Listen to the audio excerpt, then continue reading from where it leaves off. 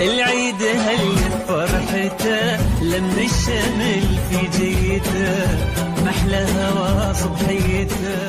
في ظل الأوضاع الاقتصادية والاجتماعية الخانقة تشكل بسطات البونبون والحلويات الشعبية هذه متنفسا ومقصدا للكثيرين خصوصا أول أيام العيد. خذوا حلب هذا يوم شكل هدايا العيد نور هدايا العيد هدايا العيد.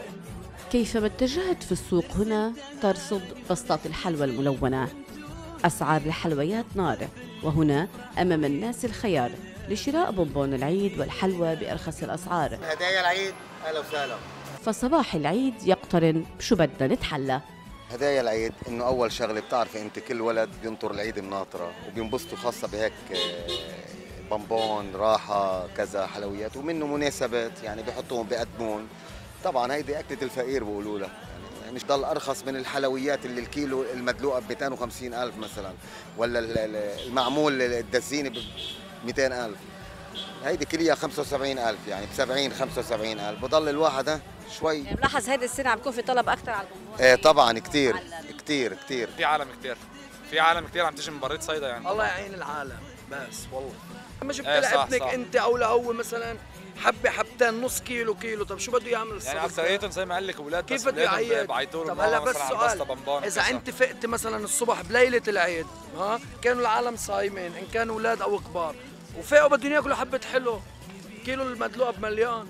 نروح للفقير على المية بيحسوا بجو العيد اكيد مع الاولاد. شو اذا ما في بونبون ولا ما بتحسش في عيد.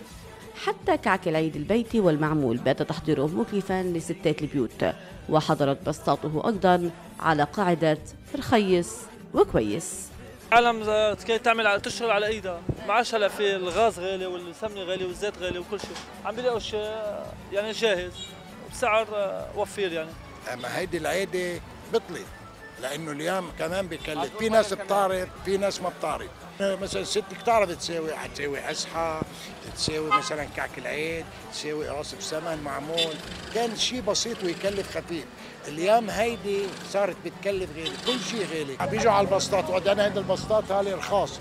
ليش رخاص هالبسطات؟ لانه هيدا البسطات يعني بدك تقول الكيلو 170-80 ألف. لهالسبب الناس زي ما قال المثل يا مسترخص اللحمه عند المراه تندن.